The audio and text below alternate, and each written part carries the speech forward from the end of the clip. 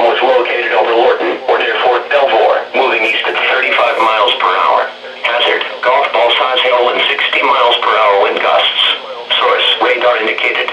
Impact, expect hail and wind damage to roofs, siding, windows, and vehicles. This severe thunderstorm will remain over mainly rural areas of northern Charles, southwestern Prince George's, southeastern Fairfax, and southeastern Prince William counties and the southeastern city of Alexandria, including the following locations: West Springfield, Potomac Heights, Occoquan, Cheltenham, Mount Vernon, Brandywine, Tantalon, Northwood, Clifton, and Jefferson Manor. This is a dangerous storm. For your protection, go indoors, ideally to an interior room on the lowest floor of your home or building.